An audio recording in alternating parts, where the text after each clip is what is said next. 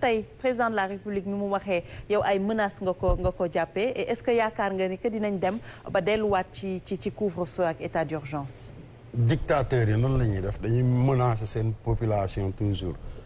Macky Sall mooy borom du ma ne waaw du ma ne déet ñun dinañ wax waaw te dinañ wax déet mu ñëwaat ne du ma ko def du ma ko def ñun dinañu def dinañu dindi. yaa ngi dégg li ma la. mu ñëwaat encore tegal ñu ay confirmant dem ba ci biir xoolal duma yi metti mu teggi lépp xoolal ñooñu ko duma woon ba mu dellu ginnaaw xoolal ñi ngi fi yàlla di leen gën di dooleel ba pare moom ñi mu yaakaar ñëpp ñu wan ko ginnaaw moo tax mu wut ay dóorkat ànd ak ñoom ñuy wër Sénégal muy dóore yaa ngi dégg li ma la wax léegi nag li des fii Sénégal mooy xoolal ñun respecté nañu 2 ans yi ko desee nen ne wallahi respecté nañ ko comprendre nga li ma la mais dootuñu ko may duñ ko may parce que nit da ngay respecter ñi nga nekkal ci benn façon même kër gi nga dëkk sax moom kër gi tabax ko yor njaboot jur leen ñoom ñëpp boo xëyee yenn saa yi ñu ne suppu kànja lañ bëgg sax di nga ne ok togg leen suppu kànja comprendre nga li ma la mais non xam nga bu ngeen moytuwul xam nga suppu kànja bi du fi tege dina fi tege dinañ togg suñu suppu kànja dinañu wër dinañ tabaski sénégalais yi dem leen tukki man la Assane Diouf dem leen fu leen neex bi mu amee pour jóg dem fi ko neex dafa wër Sénégal yëpp te xamoon ne corona mi ngi fi. mais Assane waroo toogee tooguwaay boobu président de la République su defee loolu. également soo toogee fii nee na bul tax ma mere la lu tax nga ma war ma wax loolu. mais Assane soo toogee mën nga tamit wax ni que population dinañu respecter les mesures barrières. nee xam nga paludisme moom la ñuy wax malaria. xam nga ñaata nit lay rey fii Sénégal par année. 500 000 personnes par année. thank you. corona bi mu commencé ak léegi 2 ans reyagum na 500 000. ay Macky Sall moomuñu li mu bëgg xam nañu ko manipuler opinion dong la mën c'est fini pour moom moo tax buggaan jóg ne ci bëtànk xam nga luy ci bëtànk. mooy loo fi wax xolal ñu effacé ko loo fi teg ñu dindi ko.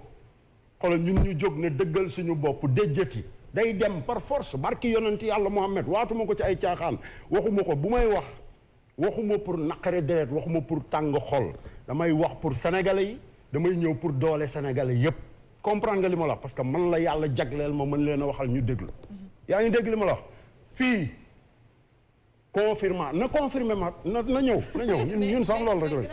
la koy wax léegi da nga sénégalais yi ñoo tax nga toog fi mais également est-ce que yéen tamit amu leen ci benn part de responsabilité est-ce que mënuñu ko situer ci ñaari niveau aussi ndax yéen yaa ngi koy wax fu mu dem boo ñëwee yéen itam ngeen déjjati te bu ngeen di déjjati tamit yéen di ngeen traîner ful. ok parce que ki jiite kër gi ñu jox ko doole yépp bu respecté wul waa kër gi di jël seen alal di ko foyee yow am nga droit jël ci li sa poos yow tamit wër fo sëñ Saliou donc foo nga ko jàppee suñu alal suñu doole lañ ñuy duma ci lay fo ci lay dimbali njabootam ci la leen di protéger ci lay protéger ay ministre am ñun xoolal li ñu am ku mel ne Bougane nga xam ne ci secteur informel bi la nekk kenn joxu ko dara mu jóg moom tamit na non dootuma bàyyi lii am Sénégal di fi am day jeex moo tax muy topp ci ay tànkam fu mu jaar bu kàccee ba pare mu ñëw ne ko da ngay kàcc lii la Sénégalais yi gëm jeex na loolu kese la ne du amul la du xolal dañu toll foo xamante ni par force lii du maslaa de du neexal du def ci suukar du par force la kilifa diine yeeg ñépp a ngi may dégg par force Sénégal day changé te ci Macky Sall lañ koy changé parce que dañoo amoon kilifa mu tudd Ablaye Wade mu ñëw wax rek ñu ne lu tax muy wax naan wàqeet kii nag moom dafa ñëw waxeet kàcc ba Sénégal gi yëpp ay kàcc la mu def ne ñun dañuy toog di ko seetaan duñu ko may lan ngeen nar a def su rétablir ba mu jot état d'urgence wala kooku moom nen ba mu jot alors Cheikh ñu ñëw ci yow tamit ginnaaw bu ñu la nuyoo bàyyi la rek nga dugg ci waxtaan wi par rapport ak Covid-19 ni ñu ko gisee et des mesures peut-être à prendre si jamais tendance haussière baa ngi continuer.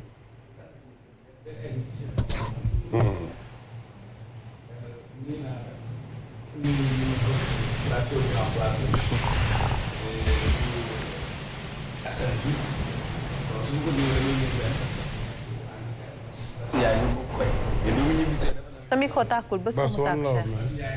sa micro tàkkul bës ko mu tàkk.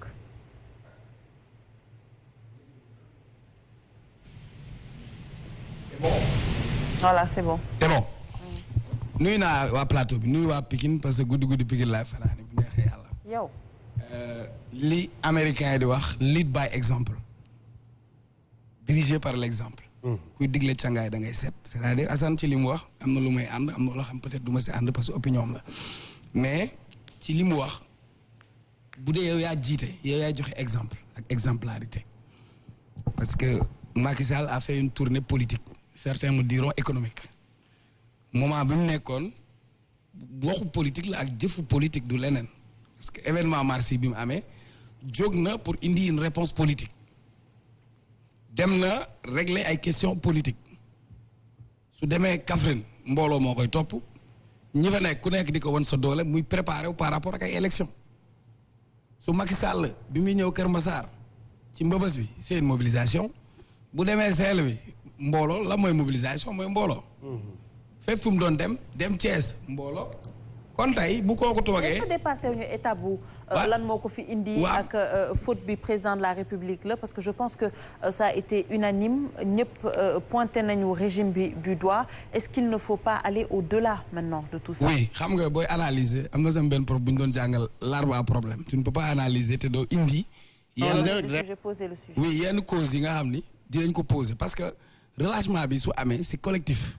c'est collectif moi j'habite à Marché 5. kii jaay takkul masque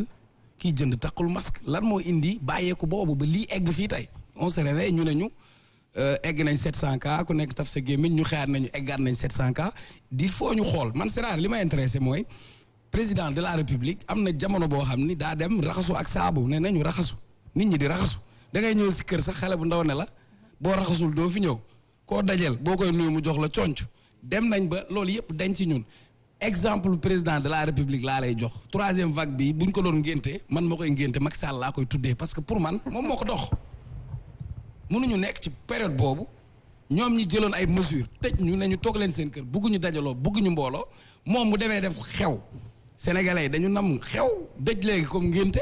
dinañ xew dinañ riita mbale c'est ça la vérité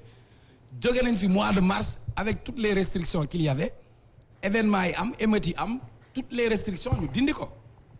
kon tey su lii amee il faut qu'on se pose des questions ñu situer ay responsabilité le ministre de la santé moom lañ dénk santé man dénk ñu ma ko bi muy inauguré pont bi nekk ci Yoff mook Mansour Faye dañu ñëw ñu def mobilisation def ndaw rabbin foofu kon nañ situer responsabilité foofu ba pare concernant les vaccins gisuma vaccin kenn gisul vaccin ñi amoon première dose seen deuxième dose egseegul yow balaa corona di ñëw suñuy hôpital dafa corona da ngay dem suñu hôpital boo feebaree ñu wërale la hôpital bi teg ca bële boo ñëwee ñu ne la buñ la bindalee ne la defal scanner defal rajo li nga yoroon ci koppar ci scanner bi lay yam donc déjà ñun suñu dëkk suñu système économique lépp wàcc corona bi indi fi impact ni tëju maire bay jaay cere ca boppu koñ ba boo ko tëjee ca bis ba la mu am lay yóbbu ca njabootam ki nga xamante ni secteur ñi fi nekk fonctionnaire di fayoog si état ñoo gën a tuuti ci Sénégal ci lim nit ñi nekk dans le petit commerce dans la petite activité moom moo toogoon mu ne il faut vivre avec le virus virus bi léegi am na fi kër am na certificat de résidence am na nationalité am na sax doom ba amaat beneen doom ñu tuddee ko xaw ma delta la vérité tey mooy man waxuma waxu état comme Assane a dit li may wax nag contrairement à Assane parce que pour man ñun nañu xam ni dañ ñu bàyyi ak suñu bopp nous sommes orphelins d'état que ñun nañu jël suñu responsabilité la responsabilité qu'on doit prendre maintenant c'est une responsabilité collective et aujourd'hui mu ngi wax tabaski bi ki jóge dëkk ba oui am na koo xam ne croisement Ngoundiane la dëkk munoo fexe ba mu toog Ndakaaru am na sama mbokk boo xam ne fanay jéeri lay dem kii Matam lay dem nan la ñu mën a def ba organiser ñooñu ñëpp ku si nekk booy dem nga jël say matukaay parce que Dakar comme Sénégal nu mu bindoo kilo bopp liibaru yaram la ñëpp Dakar la ñu ndiiraani problème bi yëpp fii la ëppee corona bi fii la ëppee ñooñu bu ñu fi jógee yóbbu ko si seen i gox-goxaat ñooñu kay mënoo leen tere dem mais nañ lañ leen di organiser nañ leen di conscientiser Assane tey bu waxee dinañ ko dégg man peut-être wala keneen peut-être mais jàpp naa ni président bi mu fi wootee ci réew mi ne corona guerre la ñi mu musul toogal ñëpp nangul nañ ko woo na Ousmane Sonko mu wuyu ko ñi nga xalaatul woon ni ñëpp dinañ sóob seen loxo beneen dynamique beneen autre chose mooy si seen wàllu stratégie parce que mënoo jël ay mesures ak ay dogal toog ci sa bureau ngeen nekk ci kaw di ko jël la stratégie la meilleure des stratégies c'est une stratégie communautaire c'est-à-dire wàcc ci suuf askan bi xamal leen ubbi seen bët impliqué leen boole leen ci bul xeeb bàjjanu gox bi bul xeeb chef de quartier bi bul xeeb Assane Diouf parce que parent d'élève la nga xamante ni sénégalais yi équipe bu nawetaan ba ñë sénégalais yi def ko seen yëfu bopp mais ñii seen yëfu bopp lañ ko def seen 1000 milliards yi fan la dugg macaroni ceeb bu ñu leen laajee facture gisoo ci dara loo xam ni transparence la donc je crois que moment bi contexte bi ñu nekk lépp lu Sénégal liggéeyoon état Sénégal liggéey ko ci stratégie ne corona am na fi ba nit ñi ragal ko Macky Sall ci boppam moo ko màbbal du moom kese ci am responsabilité aussi ndax bi Macky di dem di wuti mbooloo Bougane aussi mu ngi dem Thiès di mobiliser di dem Mbacké di mobiliser. D'accord. Demain Ousmane Sonko dina def nemmeeku tour am na sax ñeneen ñu naan la Macky dafa yëngu ba pare day bañ ñeneen ñi yëngu moo tax mu indi ko. mais la réalité acteur politique yaa ngi suspendre quand même seen. oui am na ay acteurs politiques yu suspendre. Bougane n'a pas suspendu. Si. Il a suspendu. Voilà donc léegi comme ñëpp suspendre nañ ne ñëpp booloo ñu conscientiser Sénégalais man de en tout cas marché bi mu rek. du apprenti du maire bay jaay dañuy def tatouage kenn takkul masque amul Sénégal fi mu toll nii. corona moom am na fi doom sët la fi am fi mu toll nii te moom ñun feebar yi ñu am moo gën a métti corona. insuffisance rénale baa ngi rey nit ñi. diabète baa ngi rey nit ñi te Assane li mu wax dëgg la. Sénégalais fi mu toll nii seen feebar mooy xaalis xar ak xartum yàlla nañu ko yàlla yombalal. D'accord alors sëñ Saliou yan solution peut-être lañ mën a xaar par rapport à tout ça est-ce que dinañ pousser un peu le bouchon est-ce que vous pensez que sénégalais yi dinañu génn ci déni bu ñu nekk par rapport à cette maladie conscient un peu de ce qui se passe sur le terrain. bon xam nga déni moom chaque fois boo xoolee tous les peuples chaque fois da ngay am frange de la population boo xam ne ils sont dans le déni de certaines maladies même concernant le vaccin. am na ñoo xam c'est toujours des pro-vax am na ñoo xam c'est toujours des anti-vax. toujours ça comme mais il revient toujours à l'État d'asseoir une politique de communication boo xamante ni qui puisse amener ces populations pour ñu dem mën a surtout soit respecter les mesures barrières mais là où l'État doit mettre le focus aujourd'hui c'est surtout sur la vaccination parce que déjà il y a une demande très forte qui est là malheureusement l'offre n'est pas du tout suffisante. loolu mooy le premier problème et je crois que c'est là où le gouvernement a failli parce que à un certain moment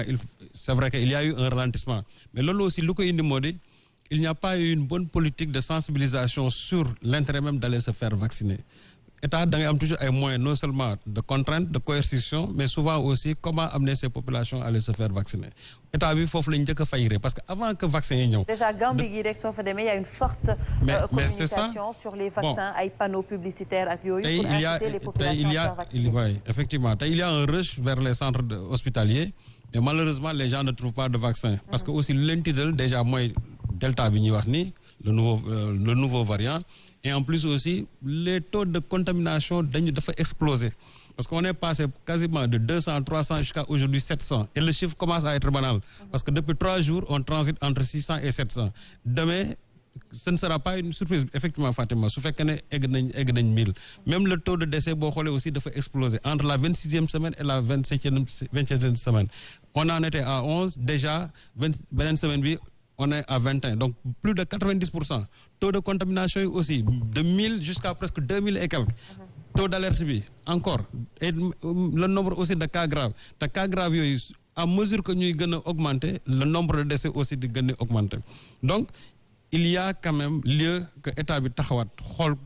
comment amener maintenant les populations à se faire vacciner parce que problème bi mooy loolu parce que aussi gis nga mesure barrières yi lu mu yàgg ça devient finalement lassant. Même soo demee que ça soit en Europe aux États-Unis nit ñi dañu mujjoon di xeex sax ne dootuñu takkati ay masques parce que aussi nit ñi mënuñu dëkk pendant 2 ans 3 ans 4 ans ne dañuy masqué wu. Il va falloir trouver comme une solution curative ou bien une solution préventive par rapport à cette pandémie-là. Déjà vaccin yi mi ngi fi am na taux d'efficacité bon ce que l'État doit faire de sorte que